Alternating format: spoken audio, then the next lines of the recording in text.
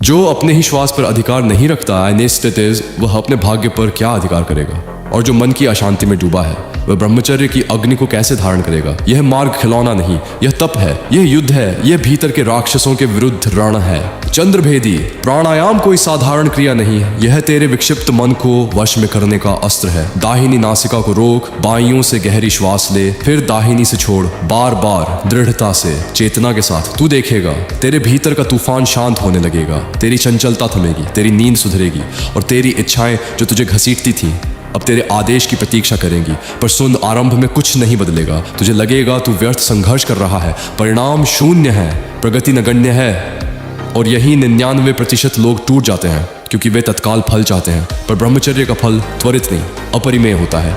यह धीरे धीरे तेरे मन को गढ़ता है, तेरी सोच को धार देता है, तेरी ऊर्जा को संचित करता है। छोटी छोटी विजय एकत्र होती है और एक दिन तू दर्पण में स्वयं को पहचान नहीं पाएगा क्योंकि तू वही नहीं रहेगा। और यदि तू सच में इस मार्ग को जीतना चाहता है तो सुन, मैंने जो ब्रह्मचर्य ई बुक रचा है वह कोई साधारण पुस्तक नहीं, वह एक युद्ध शास्त्र है, एक ऐसी प्रणाली जिसने सैकड़ों युवाओं को बिखराव से उठाकर वज्र बना दिया है। यदि तू भी अपने भीतर के गिरे हुए योद्धा को पुनः जागृत करना चाहता है तो मुझे संदेश कर और उस ज्ञान को ग्रहण कर जो तुझे इस युद्ध में विजयी बनाएगा, क्योंकि केवल सुनने से नहीं, सही दिशा से विजय मिलती है। और जब तू इस पथ पर स्थिर रहता है तब एक और परिवर्तन होता है जिसे शब्दों में बांधना कठिन है। तेरी आभा बदलती है, तेरी उपस्थिति बदलती है। लोग तुझे देखकर कारण नहीं समझ पाते पर आकर्षित होते हैं। तेरी आंखों में स्थिरता, तेरी वाणी में गंभीरता, तेरे चेहरे पर तेज, ये सब तेरे भीतर संचित ऊर्जा का परिणाम है। तू कुछ कहे बिना प्रभाव डालता है क्योंकि अब तू शब्दों से नहीं, अपनी शक्ति से बोलता है। और जितना लंबा तू इस मार्ग पर टिकता है उतना ही तेरी मौन उपस्थिति भारी, गहन और अजेय होती जाती है।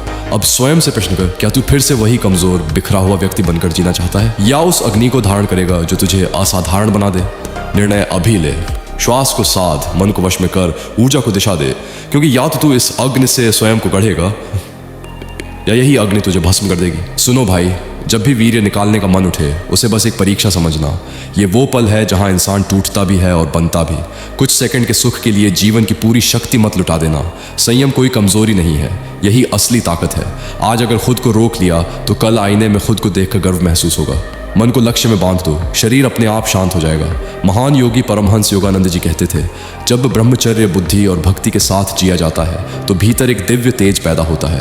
वही ऊर्जा जो बिखर सकती थी रीढ़ से ऊपर उठकर चेतना को जागृत करती है। ऐसा ब्रह्मचारी सिर्फ अपने लिए नहीं, पूरी दुनिया के लिए शक्ति और प्रेरणा बन जाता है। अब जरा आंखें बंद करो, खुद को 6 महीने बाद देखो, 1 साल बाद, 5 साल बाद। मजबूत शरीर, स्थिर नजर, साफ दिमाग, अडिग आत्मविश्वास। सोचो, क्या तुम वो इंसान बनना चाहते हो या यहीं रुक जाना चाहते हो?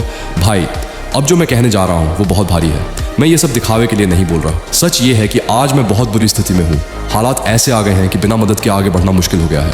मैं टूट नहीं रहा, लेकिन सच कहूँ तो अकेला पड़ गया हूँ। अगर आप इस मार्ग, इस आवाज़, इस प्रयास को जिंदा रखना चाहते हो तो आज आपका छोटा सा सहयोग भी मेरे लिए बहुत बड़ा सहारा बन सकता है। अगर आप मदद कर सकते हो तो कृपया आगे बढ़ो।